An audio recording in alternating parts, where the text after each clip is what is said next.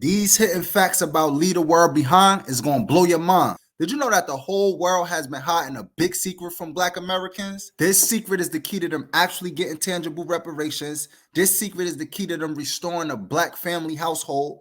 This was also one of the big secrets of why they was able to have Black Wall Streets all throughout the United States back in the days. And the movie Leave the World Behind is exposing those big secrets. This movie is a wake-up call for Black Americans as it exposed the lies we've been taught through American history, as well as revealed the truth. Here's how the movie Leave the World Behind reveals the hidden truth about Black Americans.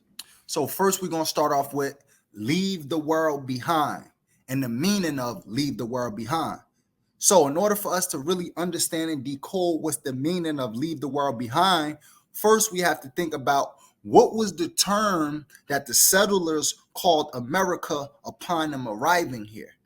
They called it the New World. So when we talk about leaving the world behind, this is people who had a world which they deemed the old world. In Europe, they deemed that side of the planet the old world. They left the old world to seek out a new world, to seek out a better life, right?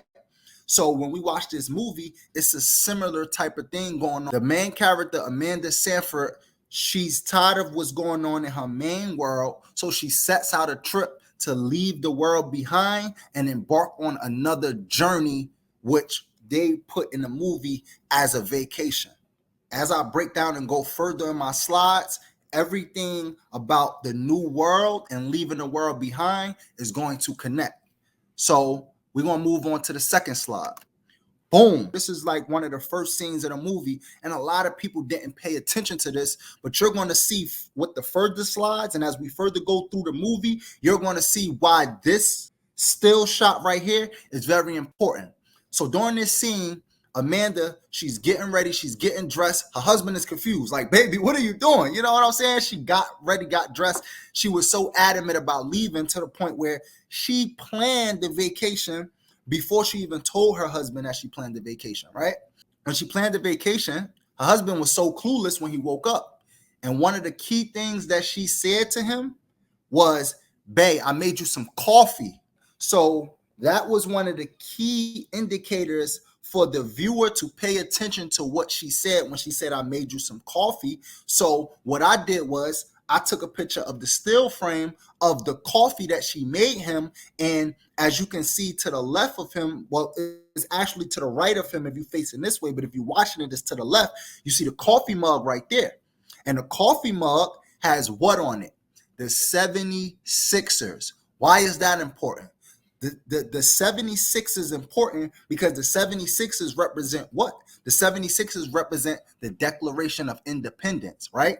And it's a reason why they're called the 76ers in Philadelphia, because a lot of major things in American history started in Philadelphia, right? The Declaration of Independence was signed in that area, right? By two prominent people in that area. See, the original Declaration of Independence was signed by two men. These two men are very important because they're going to shape and help start what we call today the United States of America. So by us understanding the Declaration of Independence, and it was in 1976, what's so important about that? The Declaration of Independence dictates something. It dictates that they were declaring their independence from something. So when you hear Declaration of Independence, that's them declaring their independence from something. What were they declaring their independence from? It was declaring their independence from the British, right? So I need y'all to pay attention to that. And then I'm about to show you how Black Americans was literally the reason they was able to expatriate and declare their independence from British. But they don't teach you this in school, and it's intentional that they don't teach you this in school, because by exposing this, it exposed a lot of other lies that coincide in history. We're going to go a little bit further on that, but just keep that in mind. Keep in mind, pay attention to 76 because it's shown throughout the movie. Pay attention to the Declaration of Independence. And remember, this is the new world. Keep that in mind. And we're about to move on to the next slide. So boom, the Declaration of Independence.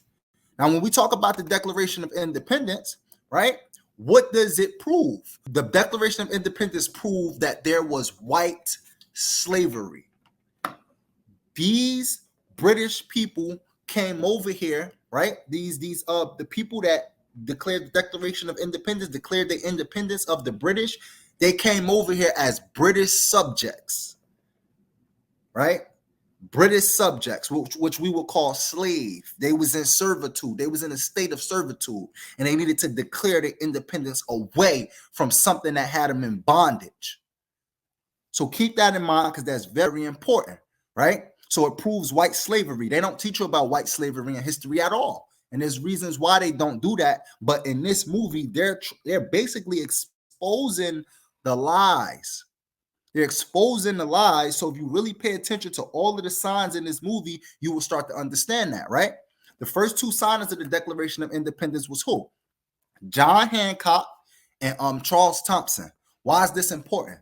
This is very important, because every time we sign something, what do they say you need to sign? You need to sign your what? John Hancock, right? And Charles Thompson was actually the Secretary of the Continental Congress.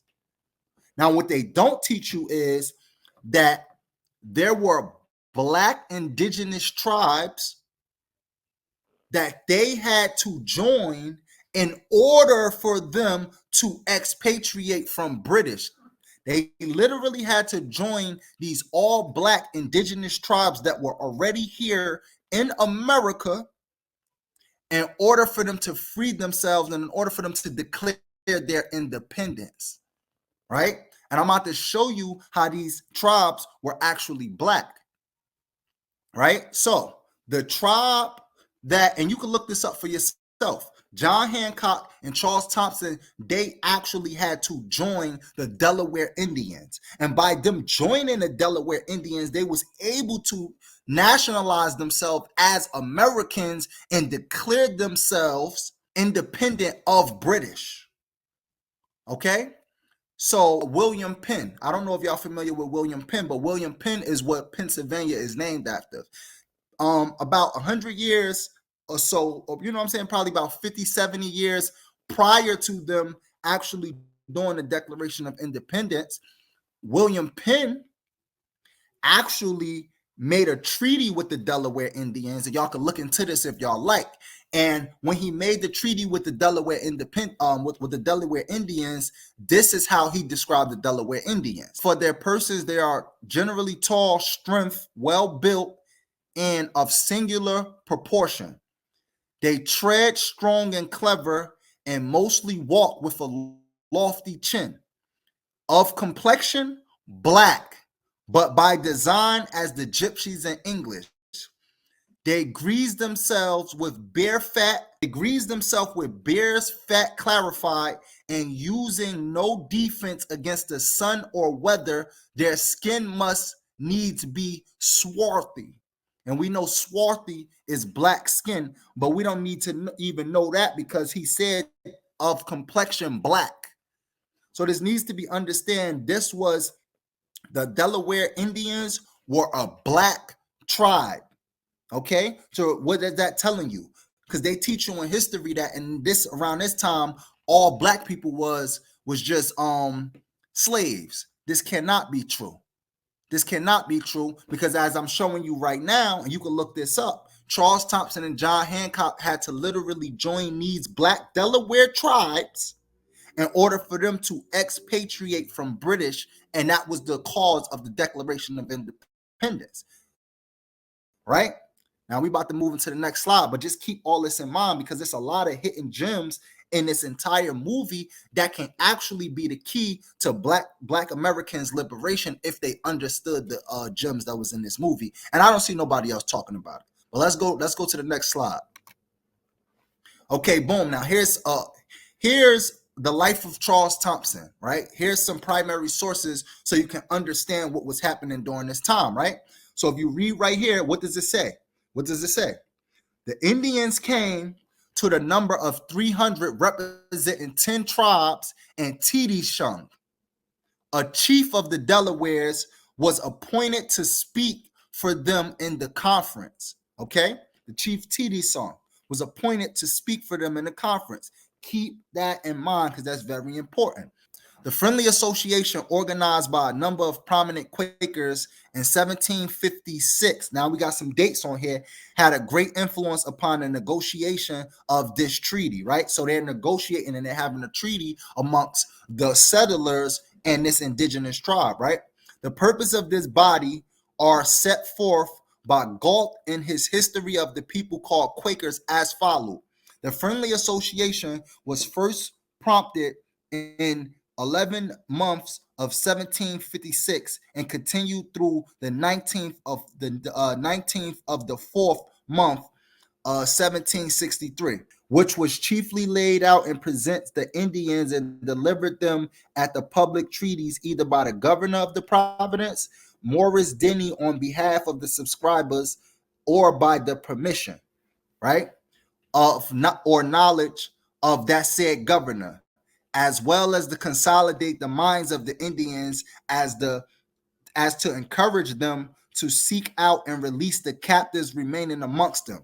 So right now what they was doing was they was trying to negotiate with the Indians to relieve their captives, and what they're saying is 430 of the above sum was contributed by the people who entrusted it to the care of some association. So they was basically had to pay them because these Indians had some of their people as captives. This is what they're not teaching you, right? So they had to actually pay these Indians, right? And was also important to note is that the governor was compelled to accede to the demand on the threat of the Indian chief to retire from the conference, right? So look, listen, the Godly Association desired to send representatives to the conference at Easton, but the governor denied this request. Some of the leading members of the association then prompted TD Song, which was the leader of the Delaware tribe, to demand a secretary of his own choosing to take the minutes of the treaty. The governor was compelled to accede to the demand on the threat of the Indian chief to retire from the conference. So TD Song retired that governor, and then he said, you know what? Charles Thompson of the Philadelphia was once appointed the secretary, and he soon won the confidence of the Indians by his truthfulness and his efforts to secure justice for the various tribes. In the treaty of the preceding year, TD Song delivered an eloquent, so boom. So basically what you're reading from right here, this is just proof that literally TD Song appointed Charles Thompson.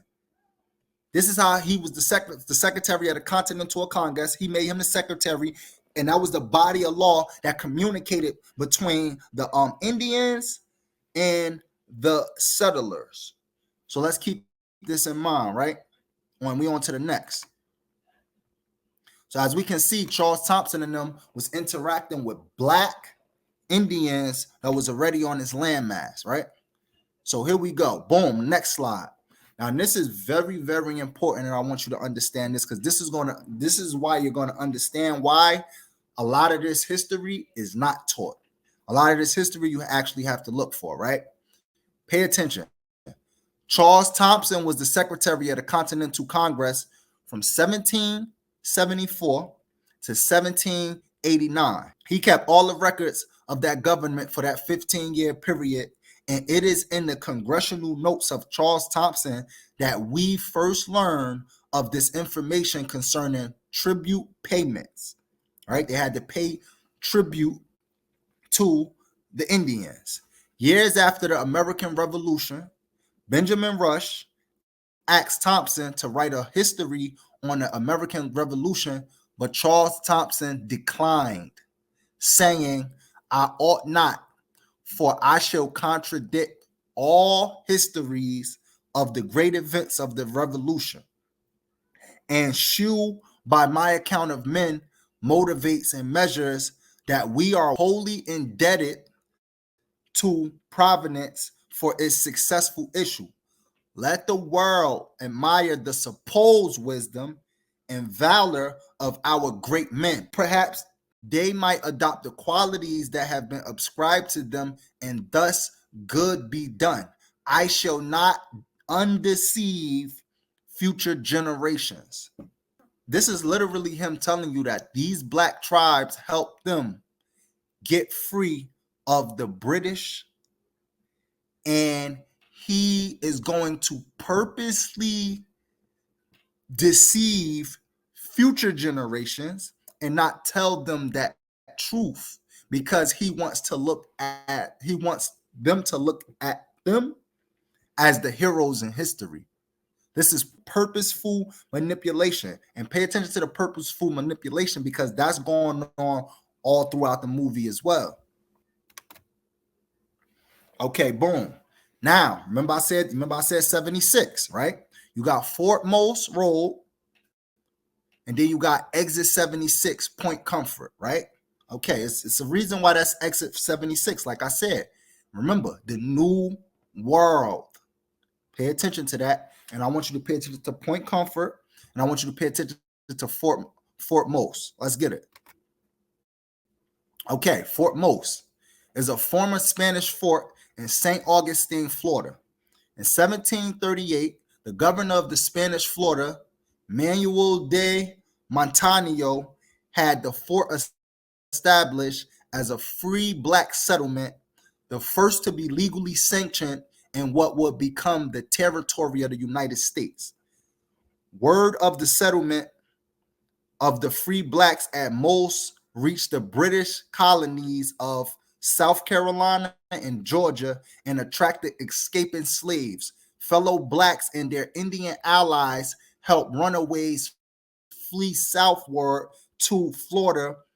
The Spanish colonies needed skilled laborers, and the freedmen strengthened St. Augustine military forces, right? So, this is revised history pretty much. You know what I'm saying? This is not a primary source, but this is just so you can understand the context of what Fort Most is. And this is someone in modern time basically paraphrasing what was the importance of Fort Most, right? So keep that in mind. Okay, Point Comfort, Virginia, which is now Hampton, Virginia, right? This is very, very important because this is where the 1619 myth began, right? You know how they say 400 years a slave from 1619 to 2019. You know how that whole thing go, right? So basically, Point Comfort, Virginia was when the first Africans arrived here, right? Virginia's first Africans arrived to Point Comfort on the southern tip of the Virginia Peninsula late in August 1619. There are 20 and odd Negroes or more from the English ship, the White Lion. And we all know why the White Lion is important if you've seen this movie, right? Because we're going to get there, though. But yeah, we're going to go further in depth on the White Lion, but just keep that in mind. This 1619 started the event of the 1400-year slavery. Yep. Blacks were not slaves around this time. You know they wasn't slaves around this time because I just showed you them helping William Penn get land. I just showed you them doing all of these other things. And plus, in 1619, this is supposed to have been the first Africans ever to come here. So in 1619, if this supposed to have been the first Africans coming here, how in 1683 William Penn made a treaty with Black American Indians, like Chief Tammany and them? You see what I'm saying? So this movie and how I'm breaking this down is actually going to expose the lies and expose the true history of the Black Americans that they've been trying to hide from us, right? But let's further go on some more accounts of Black people being here around this time, right? So this 1619, this is supposed to be when the first Africans came.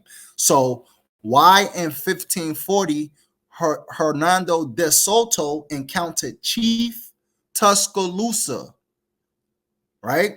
And this is what Tuscaloosa, Alabama is named after. And what does Tuscaloosa mean? Tuscaloosa literally means black warrior, right? So he encountered a black Indian chief warrior in 1540. There was no Africans here. The first Africans supposed to land in 1619. Somebody lying. somebody is lying, and this is going to unveil the truth about history. Not only that, in 1524, Verrazano, which the Verrazano, I believe Verrazano Bridge is named after. This is how he described the Indians in 1524. Some of them wear garlands of bird feathers. They are dark in color, not unlike the Ethiopians with thick black hair. So we have to have a reassessment and reaccount of history, because these people, these black Indians that was already here when the colonizers came over here, right? When they came over here, there was black Indians already here. These are the direct descendants of the African Americans. And basically, by the breakdown of this movie, we're about to expose the whole slavery myth. Now, I'm not saying slavery didn't exist. What I'm saying is slavery didn't last in America as long as you think, and it didn't start when you thought it did.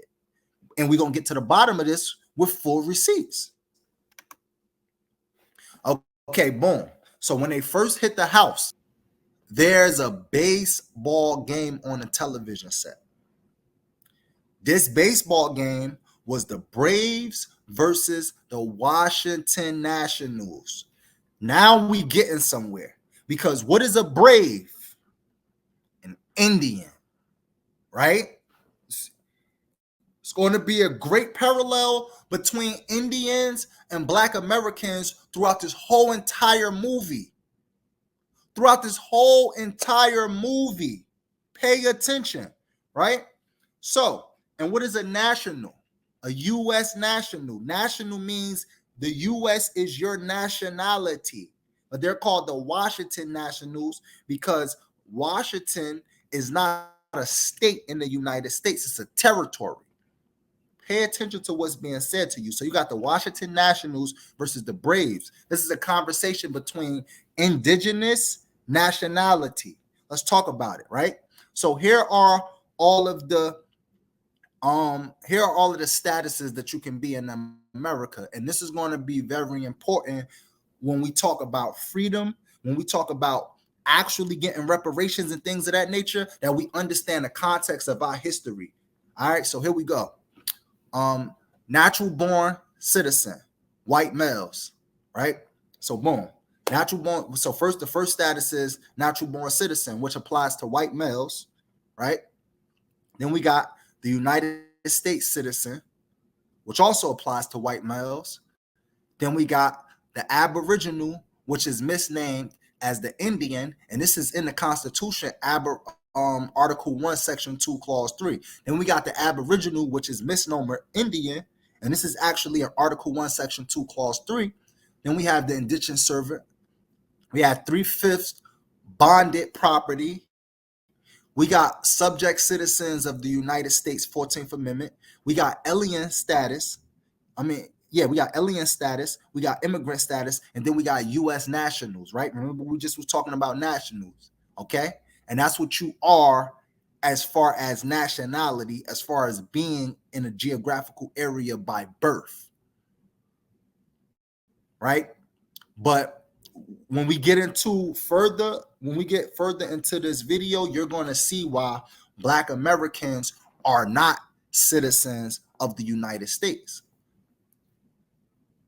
And when they was talking about them in the Constitution, they was referring to them as Indians. Okay? Let's get it. So boom. When they first go to the beach, most people ain't see this, but it says Charleston Harbor. This is another subliminal message, right? Because the Charleston Harbor, Charleston is one of the biggest slave ports in the world, right? So that's very important that they had that subliminally in there. And what happened next is subliminal as well, right? So boom. There we go. So now they on the beach, they chilling, everything regular. Now the little girl Rose, she on point. She just looking. She like, I think it's a boat right there, right? And what happened? The boat pulled up. What did the boat say on it? white lion. Remember the slide earlier when I said remember the white lion? I'm going to tell you why the white lion matters in this whole symbolism. So here's the symbolism of the white lion. The white lion boat started the 1619 myth. That's one. Two, white lion. When we break this word down, what can it also mean? White lying, as in they're lying, and then also we break it down a little further, and then it's white lie. What is a white lie?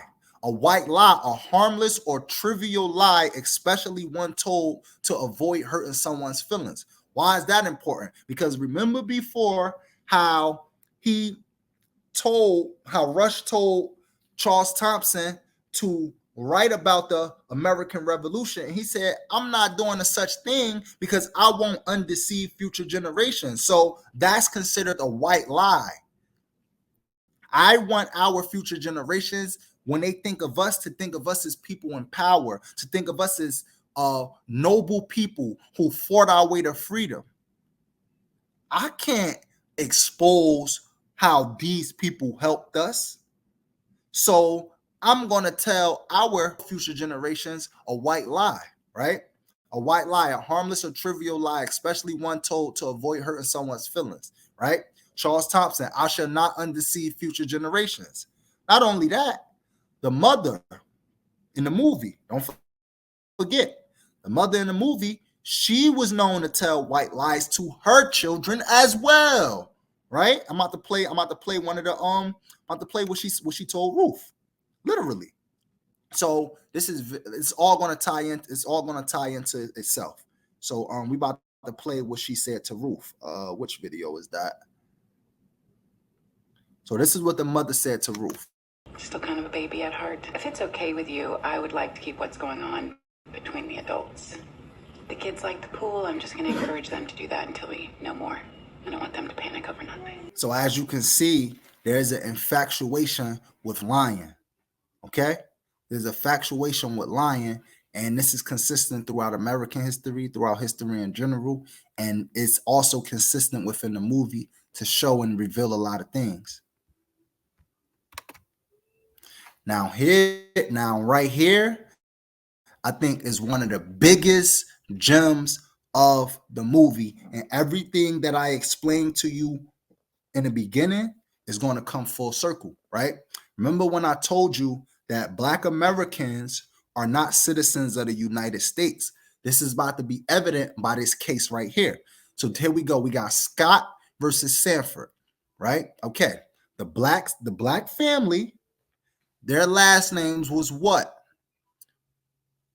G.H. Scott and Ruth Scott. The white family last names was what? Sanford, Amanda Sanford, Clay Sanford. This is very important, right? Okay. Now, what does this fall in line with? This fall in lines with the court case Scott versus Sanford, which is Dred Scott versus Sanford. Okay. And in this court case, verbatim, the judge said that Black Americans were not citizens of the United States according to the Constitution. Okay. And I always call this court case Indians versus Africans. And you're going to understand why. So remember, Indians is a consistent theme throughout this movie. The correspondence between Indians and Black Americans is a direct correlation throughout this entire movie, because they are literally exposing that the Black Americans are the real Indians. Okay. And it's evident in this house, right? So remember, I told you, them coming to this house that they rented out, the house represents the new world, right? Okay. This scene represents them realizing that the new world was occupied by Black people, misnamed Indians, right? And if you remember in the movie, you see how the mom was so in denial about it being their home, just like everybody is so in denial about America being Black people's homeland. Due to what? The lies, the white lying. The white lying is the reason why most people don't understand that America is black people's homeland. So if you notice, this is the Scots' home, but the Sanfords is treating them like it's not their home. Direct reflection of that court case. Direct reflection of that court case. So that needs to be understood. They're treating them like afterthoughts in their own home. They got to ask permission for stuff in their own home. Who does that sound familiar to? Black Americans, right? But most Black Americans don't even know that this is their home. And that's okay, because the school system has indoctrinated them to think that all of their people came from Africa, right? There's an infatuation with Pan-Africanism and things of this nature, to the point where they're being treated like the worst citizens in their own homeland. Just like they're being treated in this movie. They're treating them like strangers in their own home. She had an idea of coming to this home, right, to get away from her old world, and now she's upset that this home is occupied by people. And she's definitely upset that it's occupied by the color of the people. This is direct symbolism in this movie. Okay, now we're going to talk about Roger B. Taney. Roger B. Taney is the judge of the Dred Scott case, right? He's the one who issued these rulings that Black Americans suffer to this day. And another gem in the movie was the father drove past something that said Taney Farms. That was a direct correlation to the judge of the Dred Scott case, Taney, right? One of the family's names Scott, one of the family's names is Sanford, and here's the direct correlation with Taney. So here we go. Now, this is what Roger Taney said in the court ruling. We think they are not, and that they are not included and were not intended to be included under the word citizens in the Constitution, and can therefore claim none of the rights and privileges which that instrument provides for and secures to citizens of the United States. On the contrary, they were at the time considered as a subordinate and inferior class of being who had been subjugated by the dominant race, and whether emancipated or not, yet remained subject to their authority and had no rights, only privileges, but such as those who held power and the government might choose to grant them. I call this case Indians versus Africans for a reason, because a lot of people want to push this African narrative. Well, this court case right here shows you what's the definition of an African in this system in America. To be an African, quote unquote African American in this system in America, with no nation to back you, because I'm not talking about Africans who come over here, they have a nation to back them. I'm talking about you African Americans with no nation or no correlation to Africa. Yeah, I'm talking to you African Americans who called themselves African with no correlation, no connection, no nation in Africa. This is who I'm talking to. This is why y'all always get mistreated in this system, because according to this Dred Scott case, they said that Africans could never be citizens of the United States and don't have any rights, only privileges that they grant them. So the civil rights movement was about privileges because you begged them. So if you begged them for something and they gave it to you, they didn't give you rights, because rights, you don't have to ask a person for rights. You're born with rights. But if for privilege, you got to ask a person for privileges. So you walking around identifying as an African, this is the direct reason why you're treated the way you're treated in America. And you think that when people want to tell you that we all didn't come from Africa, that it's self-hate. No, it's not self-hate. It's not self-hate. It's not we don't want to associate with being black. It's not none of that propaganda that y'all keep regurgitating. It's not none of that. It's the truth. Because if you knew that this was your homeland, you predate the people who got you in bondage. And by you predating the people who actually literally tangibly got you in bondage, you're able to supersede the jurisdiction that they established for themselves and their freedom. They established specific jurisdiction for their freedom, not yours. You were not included in this Constitution. And this Dred Scott case revealed this. And this Dred Scott case was a precursor for the 14th Amendment. They passed the 14th Amendment for you. But the difference between the 14th Amendment is, in the Constitution, it says free persons. In the 14th Amendment, it just says persons. Why is that important? That's important because they took the word free out, as in you're not free. And not only did they take the word free out, it also says subject to the jurisdiction thereof. You're just a person that's subject to the higher authority jurisdiction. You're not free. And you're a second-class citizen, because the first-class citizen was white males who established the Constitution of the United States of America. So that needs to be understood, right? Now, that's what it means to be African in accordance to the Constitution. Now we're going to talk about what it means to be Indian in accordance to the Constitution. After I just showed y'all that there was already black Indians already here on multiple occasions.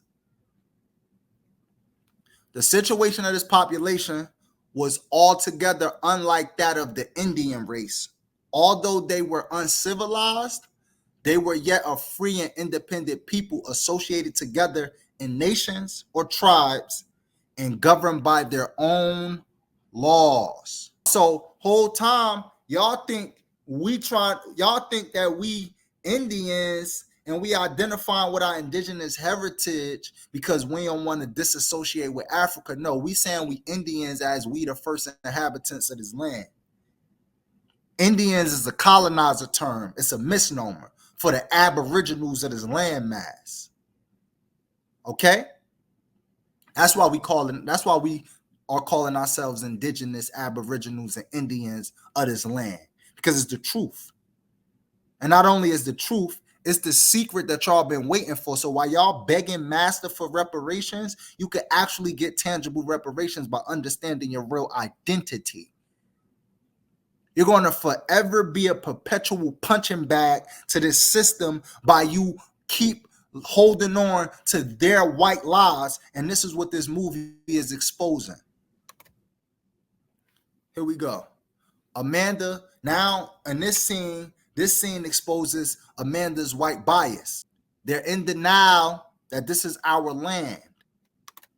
And this is evident even with Amanda and her biasness by the conversation that she has with her husband, right? She has a specific conversation with her husband.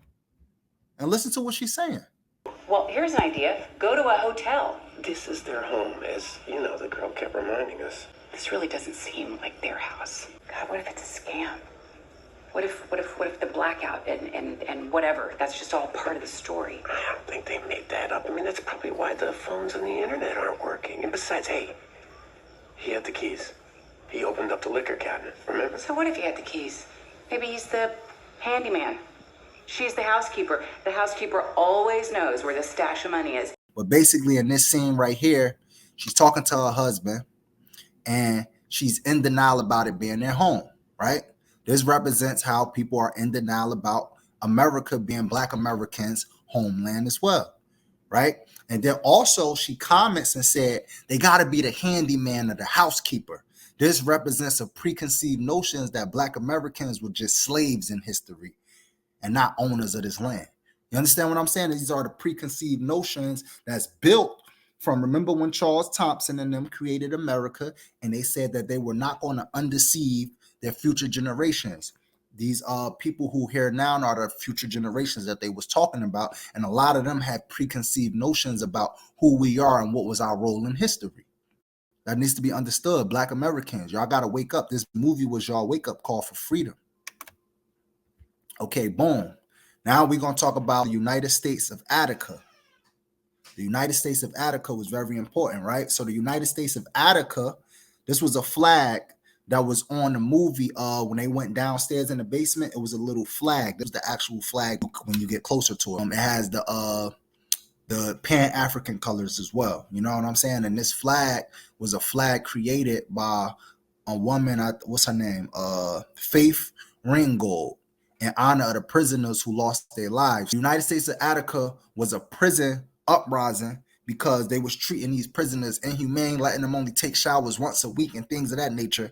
And the prisoners decided to uprise. And because of this uprising, they took some of the guards hostage, and they basically was trying to negotiate better livable conditions.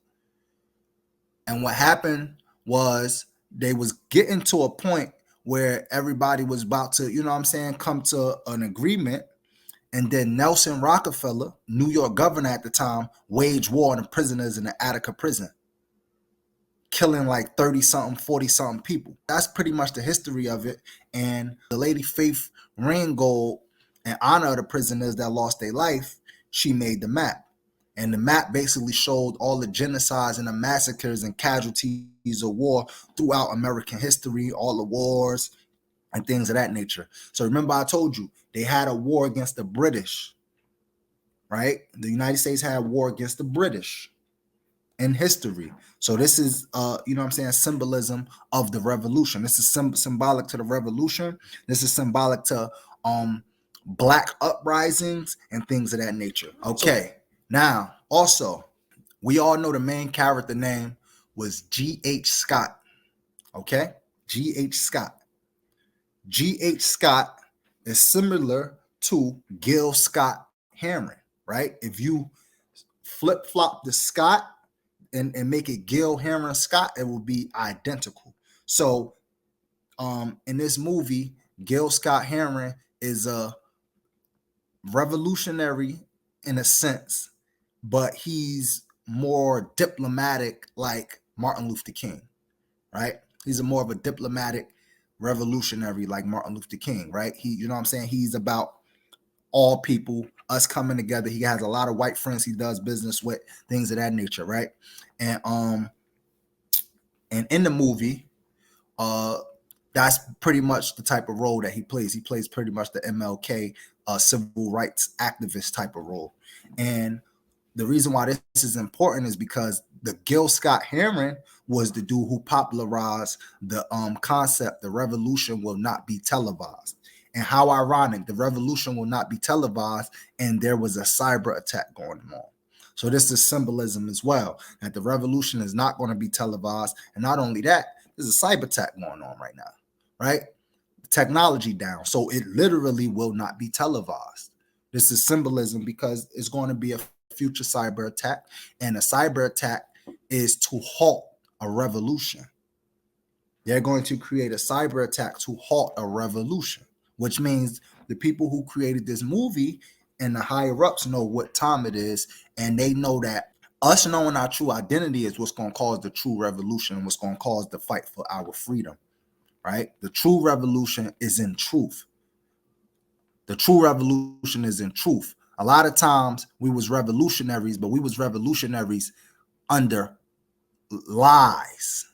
And that's why we was never able to get the proper freedom, because we was trying to do things under our oppressor's jurisdiction instead of creating our own jurisdictions. And that's where we went wrong at. So to correct those problems, a lot of people say, what's the solution? The solution is for us to create our own jurisdictions.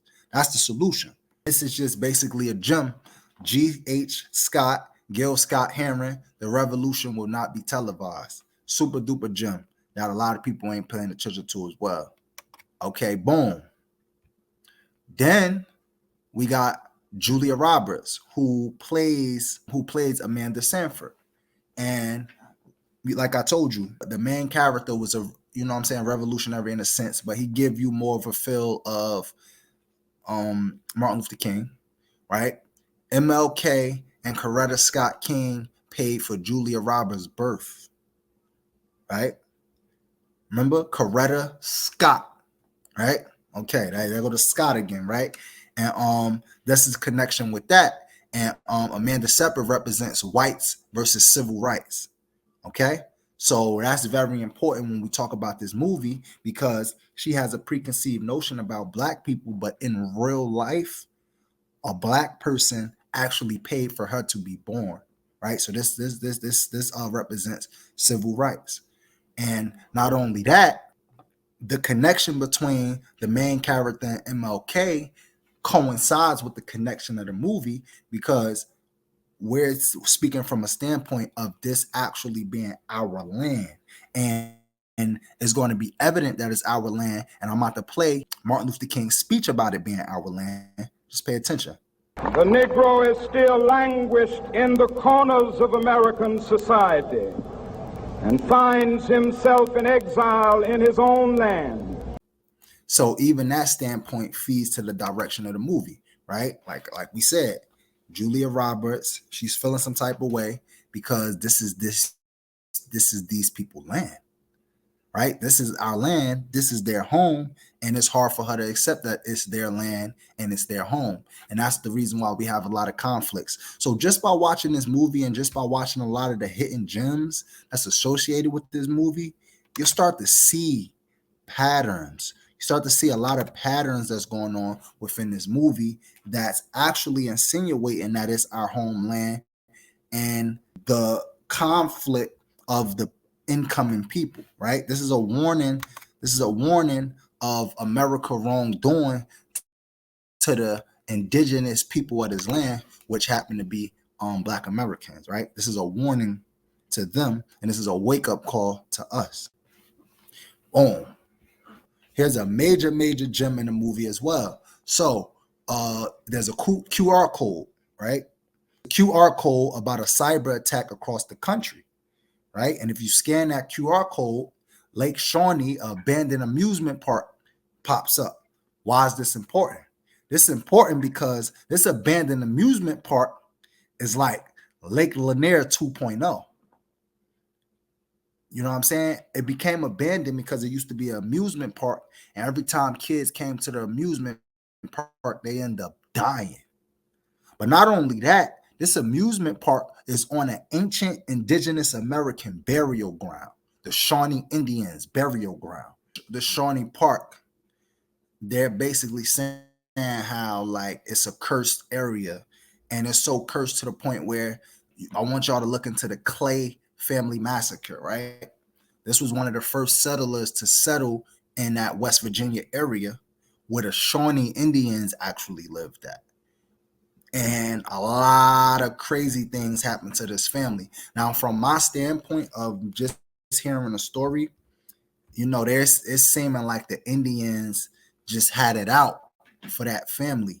But knowing the context of the situation, I know it wasn't how they're painting it out to be. But anyway, the Indians end up killing a couple of their children, and they end up having to link up with some settlers to help kill the Indians that was killing their families and things of that nature. They killed a couple of their kids. They even I think burnt one of their kids or beheaded them, something of that nature as well.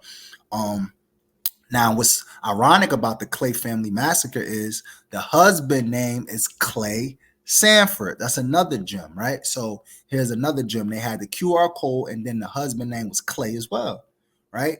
And it was a whole massacre that happened dealing with who? You guessed it, the settlers and the Indians once again, right? So there's another connection when it comes to that. And the settlers fought the Indians on their land.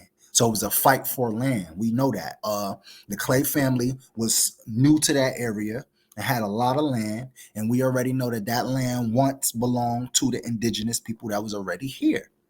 Period. So here's another instance of it in the movie. It's a fight for the land. And also not only is it a fight for the land, there's some secret gems in it that's basically, and not only are they fighting for the land, but there's some secret gems in it between the connection between the settlers, the African Americans, and the Indians. But the whole thing is that this is secretly the Indians. That's basically what they're telling you throughout this movie. This is just part one, and it gets way more interesting. It gets way more interesting. So I definitely look forward to y'all watching the next part of this. So we went over a lot.